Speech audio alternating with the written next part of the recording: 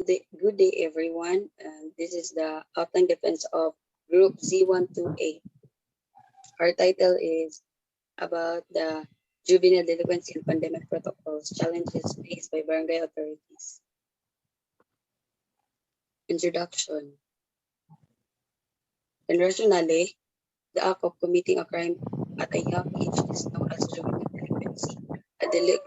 A juvenile delinquent in a minor, usually under the age of 18, who commits a crime that violates a state or federal law. Teens are still immature and do not think like adults.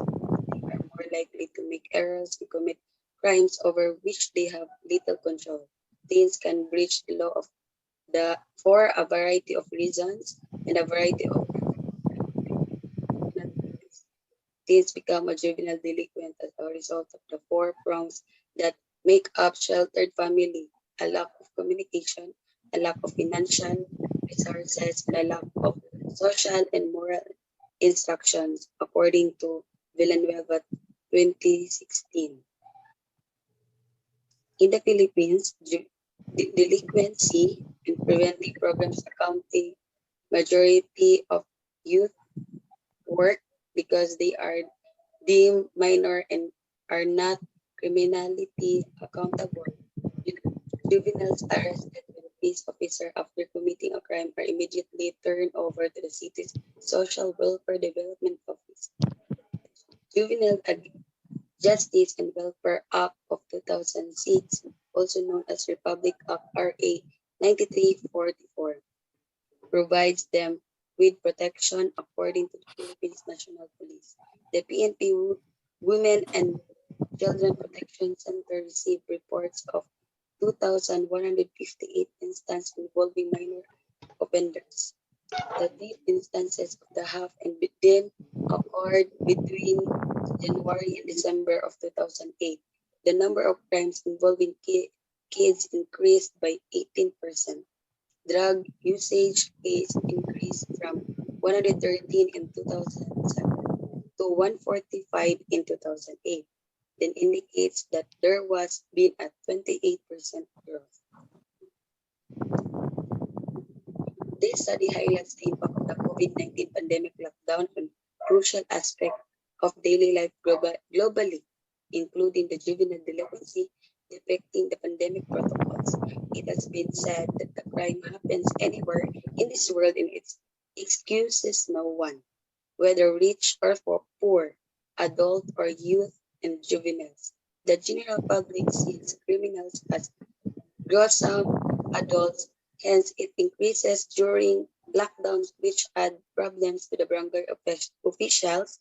As such, pandemic protocols is at risk to be neglected.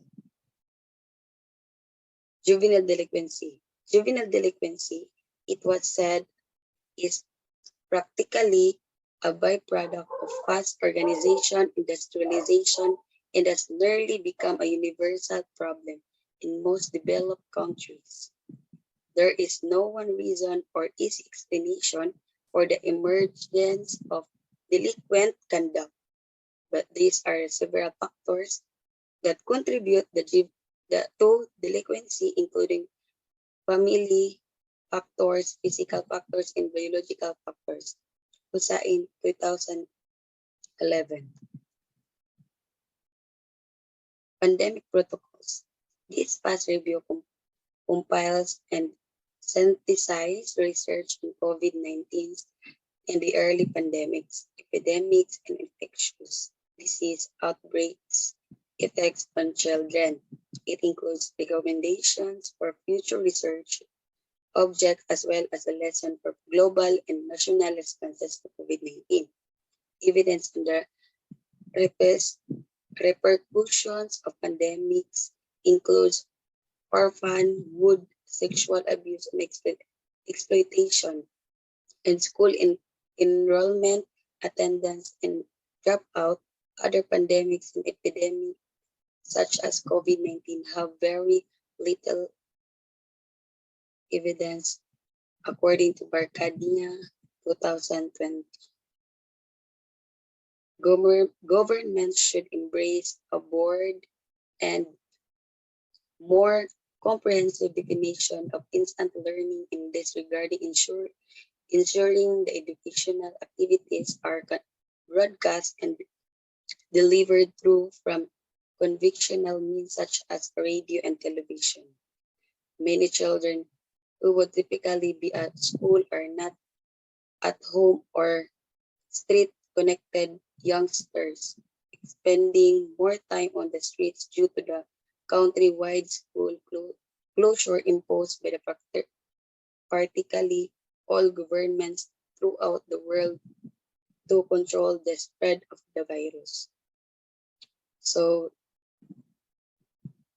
research question. These studies seek to find the answer of the following question. What are the challenges faced by the barangay authorities in handling juvenile offenders of the pandemic protocols? So ano yung mga bagay na paano hinaharap ng mga authorities natin ang pag-handle ng mga juvenile delinquency? How do the barangay authorities address the challenges of handling juvenile offenders of pandemic protocols? Kung paano nila kung ano ang ginagawa nila sa mga juveniles na against sa protocols.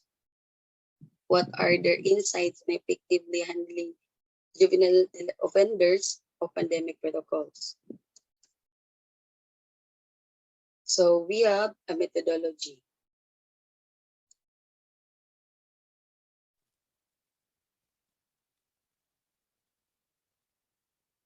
Methodology.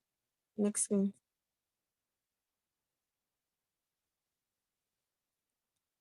Research participants. In this study, we had 14 participants, inclusive of barangay authorities in Tagum City, following Criswell's 2009.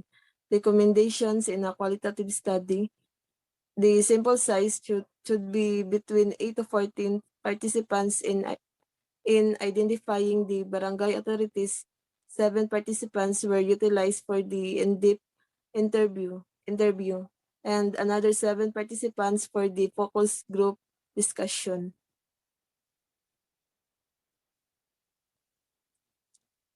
Purposive sampling is used in selecting the participants of this qualitative study. Participants that will be selected could help inform the research questions and increase comprehension of the phenomena under study. Those identifying the participants is one of the important tasks in this type. Sargent 2012. From this participants that we choose is barangay authorities, since this study is focused on the live experiences and challenge of barangay authorities and the process-oriented strategy they use in coping up with this problem. Research interview guide. A researcher interview guide will be utilized as the study's instrument. This study is based on the preliminary interview, content proper questions, and concluding statements that will assist in identifying and understanding the challenges of the barangay authorities in terms of juvenile delinquency on pandemic protocol. Three research questions and 15 study-related supporting questions make up the content proper questions. Finally, the participants were asked to respond to three closing questions. Each participant will receive the identical set of open-ended questions, allowing them to expound as needed. All responses will be coded to protect participants' privacy reporting, and data analysis.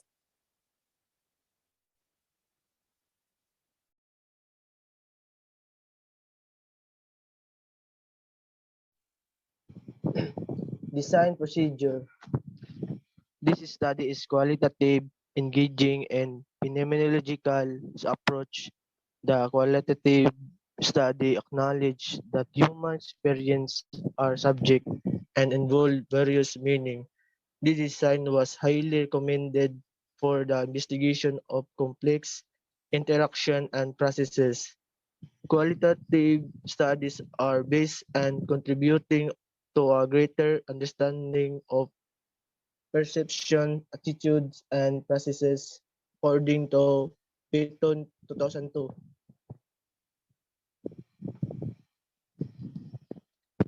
Qualitative phenomenological research is highly recommended and appropriate for the investigation of complex interaction and processes. According to Peyton 2002, qualitative phenomenological research design is appropriate in this study because we want to obtain specific information from the participants' perspectives. In our study, we will use phenomenological in order to gain more in-depth insight of on the challenges of the barangay authorities in terms of juvenile delinquency on the pandemic protocol. It will excavate the struggles, challenges, and base and worst encounters related to being barangay authorities in this time of pandemic through their live experience. We were able to understand how they cope and their experience, so how their experience made significant insight that could help other.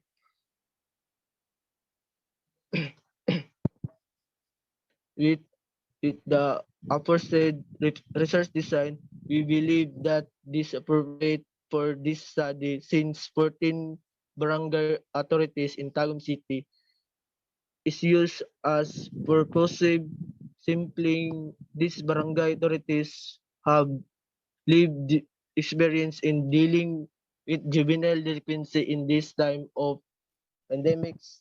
Thus, focus of this discussion and deep interview will serve a mechanism to obtain relevant information, their experience, and coping mechanism dealing with this situation. It and manifestation of an excellent phenomenological study. With their lived experience, we believe that through thematic analysis with their themes was obtained from the participants of the phenomenological study, taking into account the trustworthiness of the study of the ethic consideration. Thank you. And that's all. Thank you. Thank you.